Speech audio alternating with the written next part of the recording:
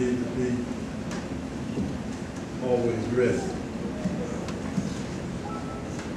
This morning I had intended to be singing with the men. I don't do well. I don't chew bubble gum and dance and sing. Just not able to do it.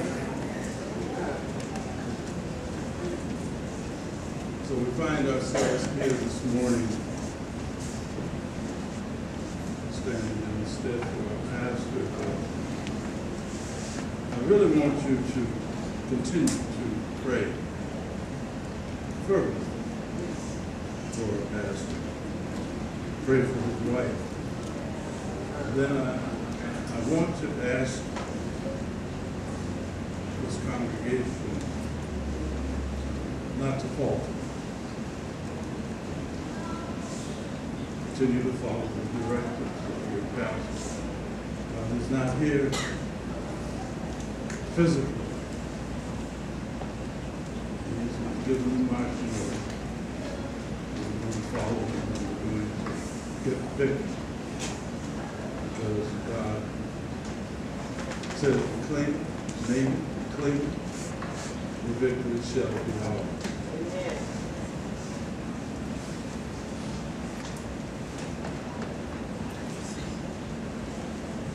As I ponder what would be a good subject, I know y'all get tired. But it just came to me that we have so many battles on so many fronts. We have so many things going on in our lives that sometimes we don't know which way to go, or to go to the right or to the left. But I don't know if you've paying attention in the past 3 or 4 weeks.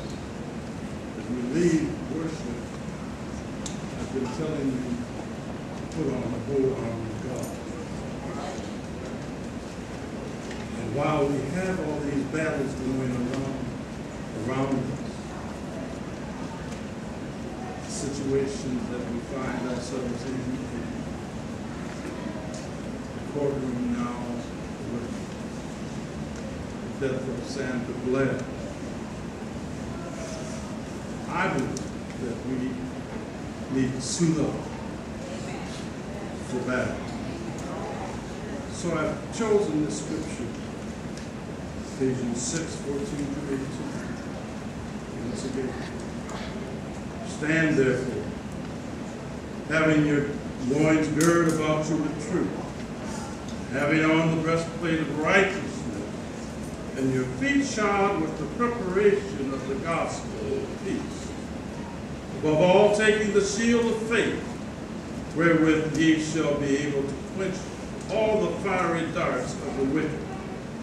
Take the helmet of salvation and the sword of the Spirit, which is the word of God. Praying always with all prayer and supplications in the Spirit, watching thereunto with all perseverance and supplication for all saints.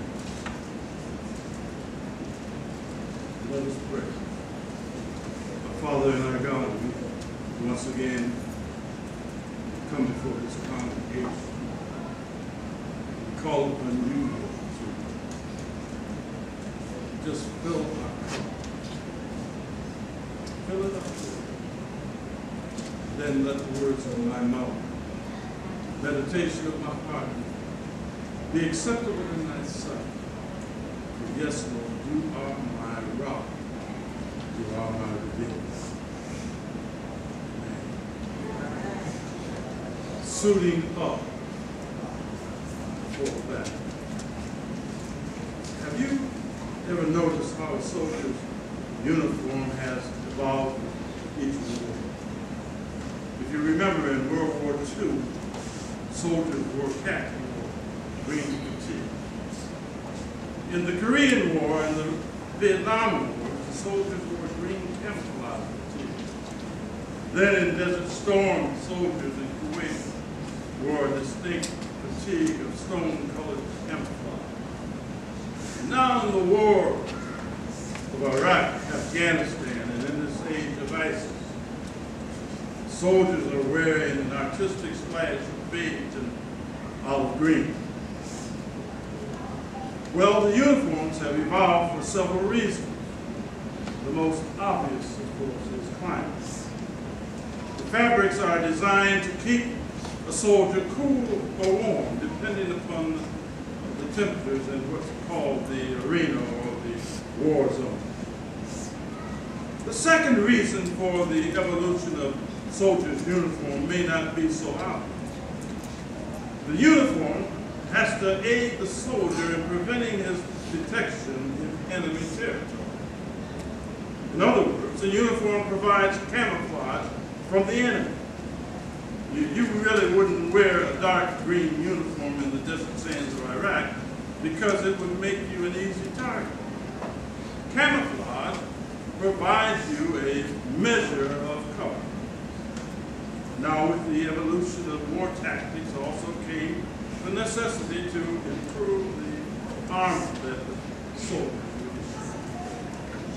Some of you may remember hearing that the roadside dirty bombs in Iraq and Afghanistan forced the creation of a new armored tank, new armored jackets that could withstand these types of blasts and give the soldiers an improved chance of survival. My brothers and sisters, a soldier's uniform is critical for his comfort, critical for his camouflage and his confidence. It sort of provides him a measure of trust and assurance that he will be able to perform his duties without handicap. In the Bible, the Christian is often referred to as a soldier of sorts, one who is suited up for battle.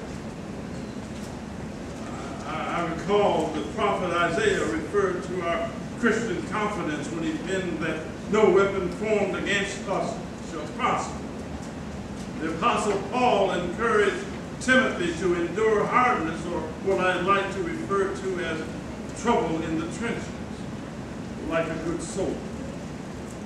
The Apostle Paul also warned Timothy to be careful not to come entangled with the affairs of this life if he wanted to please the one who chose him to be a good soldier. And there are many more references made and references offered about the Christian soldier, but perhaps the most preached and familiar soldier text is the one about the soldier in Ephesians 6. When it comes to describing the uniform of a Christian soldier, there's nothing that's left to our imagination. He is described in minute detail from his head to his toe, covered with every protection afforded him by his commander-in-chief. He's suited up, mind, body, and soul, with armor that will serve him well in any battle. The helmet of salvation protects the soldier's mind. God's truth covers the soldier's body and covers his loins. And God's breastplate of righteousness protects the soldier's heart, the symbol of his soul. No part of a Christian soldier's body is left unprotected. His feet are covered in a special preparation of peace derived from the gospel, and for added protection he has issued weapons of mass destruction, the sword of the Spirit and the shield of faith that can slay Satan in the twinkling of an eye. But wait, there's something else here that often goes unnoticed. You know, we concentrate so much on the benefits of the uniform to the outer man that we seldom notice what the uniform does for the inner man. So since Pastor Johnson has afforded me the privilege to stand behind this sacred desk once again, I thought that I just might invite you to peek with me under the suit of the soldier suited up for battle to see what happens to the inner being of a Christian whose outer being is covered by the Lord. First, we ought to know that a Christian soldier is persuaded. He has an air of confidence about him that's incomparable. How do I know? Well, the Bible says that he's able to stand with complete faith in the one who has suited him up for battle. Amen, like. The Christian soldier, he knows that when he steps out onto the battlefield that he's not alone. He knows that when, just because he goes before to fight, he has received his commission. His commander-in-chief, Jesus Christ, promised to be with him always. Folks, let me just share this with you. No soldier is worth his weight unless he's fully persuaded that he's fighting on the right side of justice. And a persuaded soldier will depend upon God's promises with absolute confidence. The Apostle Paul describes this inner confidence this way. He says, "For I am persuaded that neither death nor life, nor angels, nor principalities, nor powers, nor things present, nor things to come, nor height, nor depth, nor any other creature shall be able to separate us from the love of God, which is Christ Jesus our Lord." Now that's confidence, church. Friends, confidence gives you courage. Just think about it. Do you remember Caleb? Well, the story of Caleb is a perfect case study in unflinching faithfulness and seasoned courage that comes from confidence in your Creator. When the entire nation of Israel wanted to quit its journey and return to Egypt, Caleb and Joshua stood up to them. They were convinced that God would develop or deliver on his promise to give them the promised land. And then as a result of Caleb's courageous stand for God, he not only entered Canaan, but he helped Moses to divide the land. Then he led his people, Judah, in the possession of their portion of the promised land.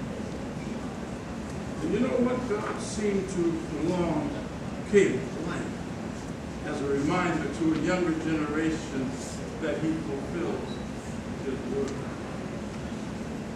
At 85, Caleb could be heard saying, "Give me this mountain," as he looked there upon Hebron. God granted his request, and Caleb was able to drive out the Anakim who lived there.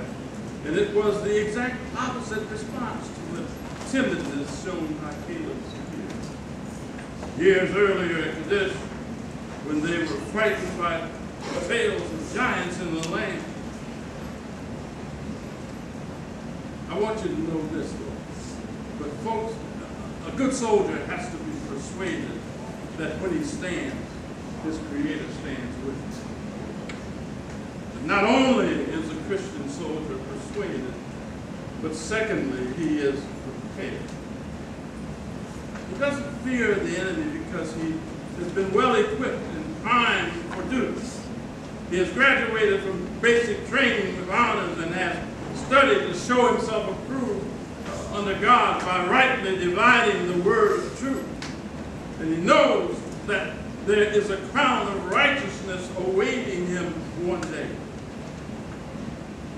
Nothing the enemy can dish out will cause him to lose his promised gift of eternal life. Stand with his breastplate of righteousness glistening in the heat of battle as an emblem of that promise. Folks, prepare. You need to get preparedness requires planning. But planning is a powerful yet fragile process. You know, a person can pinpoint goals, marshal resources, and initiate action in order to get things done. But man's planning is subject to his own weaknesses as well. sometimes blinded by reality. Sometimes he is narrow in vision, mean-spirited in motive, or just plain lazy. There's a story that's told about a peculiar fisherman from Minnesota. This fisherman was very well prepared. He knew how to fish. He had everything that you need to be a good fisherman. He had poles, he had nets, he had baits, and he had a really nice boat. But this fisherman had a problem. For all of his preparation, he never caught anything. Didn't even catch one fish. Not one ever. And you know why he never caught a fish? The answer is simple. He never went fishing. He had all of that knowledge and all of the equipment, but he never got into the boat. He never left the dock. Church, a good soldier is persuaded and prepared, but there's one other character trait you'll notice in a good soldier. A good soldier is prayed up. He's accepted Solomon's charge in 2 Chronicles and 7:14 to pray with humility. He's accepted Paul's charge in 1 Thessalonians 5:17 to pray without ceasing. Beloved, a good soldier takes his commission to pray seriously. A good soldier knows that God answers fervent prayer.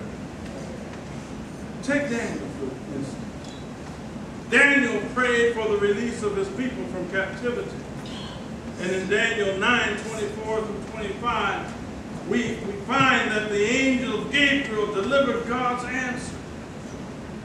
Or it may not have been the answer Daniel wanted, but God did respond for several reasons. Daniel's prayer was a result of his study of the scriptures. He knew the reasons for Israel's captivity in Babylon. And Daniel confessed, and then he repented of his people's sins. Though Daniel was a godly and innocent man himself, he confessed to numerous sins as a member of God's chosen people. Then Daniel fasted and he prayed during his confession. We don't know how long he fasted, but his remorse for sin was poured out in a very tangible way that involved sackcloth and ashes. James says, the effectual fervent prayer of a righteous man availeth much. That much came to Daniel. For it was not long after Daniel prayed that Cyrus issued a decree allowing the Jews to return to Jerusalem to begin rebuilding their temple. Oh, my friends, prayer is not something a good soldier engages in after he has exhausted all other alternatives. You've got to know that it's not a last-ditch effort with the attitude, what have I got to lose? Instead, it's an immediate, distinctive response. Folks, prayer recognizes and affirms God's sovereignty. Beloved, prayer identifies with God. Prayer acknowledges God's promise, and prayer trusts that God will answer. Oh, tell me, what kind of soldier are you today? Are you suited up for battle, church? How many of you have heard the story of Don Quixote of La Mancha? Don Quixote was called the Knight of the Sorrowful Countenance. He was a knight. He had a horse. He had full armor. He knew important folk. But Don just seemed to have some mental problems. Don decided to go into battle. He grabbed his sword, his spear, and geared up for battle. He went to battle a windmill. As the windmill blew around and around, Don Quixote's horse charged again and again. He fought long and hard against that windmill because he supposed that the windmill was his enemy. Don suited up for battle on the outside, but on the inside, he was ill prepared. All of his efforts were wasted on stupid, useless battles. Now, I stopped by Newman today to let somebody know that some Christians are fighting windmills just like Don Quixote. They're fighting useless battles that never make it to God's top 10 list because they haven't allowed themselves to be persuaded. They haven't taken time to be prepared, and they haven't entered into their battle prayed up. They may have been fighting their families. They may have been fighting their spouse. They may have been fighting their boss or their neighbors. But I tell you, no battle is won until the soldier is properly suited up for battle. Many years ago, Billy Graham was confronted by a man who criticized his efforts. The man said to Billy, "In my opinion, you set the church back in America 100 years." Billy Graham graciously replied, "Only 100? I've been trying to set it back 2,000 years." What was it about that first century church of Jesus Christ that made it so contagious? Well, as the early church exploded on a secular society much like our own, it grew by leaps and bounds. It was a church on the cutting edge, and its soldiers were persuaded and prepared and prayed up. The soldier is not suited up for battle until he first persuaded that he is guided by a hand greater than his own. He must be able to stand with confidence on the battlefield.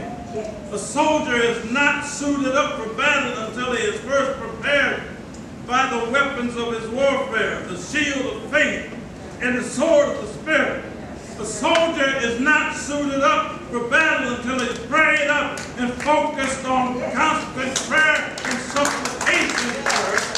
The soldier we're talking about is not a seminary student, not an associate minister, not a pastor or a bishop. The soldier that I'm talking about this morning is you. You may have been trying to suit up for battle without the Lord. You may have been avoiding your training, and you know what the Army calls that AWOL, AWOL. You may have been shirking your duty to pray without ceasing. Then, church, you're not ready for the battle to bring others to Christ.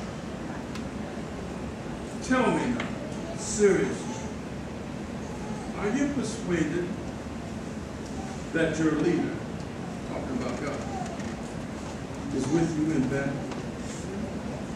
Are you confident of this very thing, that he which has begun a good work in you will perform it until the day of Jesus Christ? Are you prepared to use the weapons of your faith, your two-edged sword, your helmet of salvation, and your shield of faith? Are you keeping the lines of communication open with your Lord by staying prayed up? Do you trust your commander-in-chief that he will deliver you time and time again from Satan's grip as you fight for the Lord? If so, then you are ready to suit up for battle. Hallelujah. This morning, as I said earlier, there are many battles that we have to face. You may not think that they're real, but those issues that are touching others in this world today could very easily touch you, could touch me. So we must. There's no ifs. There's no and. We must suit up for the battle of our time. But Satan is busy. I don't know how many of you keep up with the news. This very day, they're unveiling a statue of what they call Satan. But what they don't know, Satan is alive. Because you and I are going to make a difference in this world. We can do it. But we must remain focused. We must remain prepared and persuaded as we suit up for the battle. The doors of the church stand ajar. There may be someone here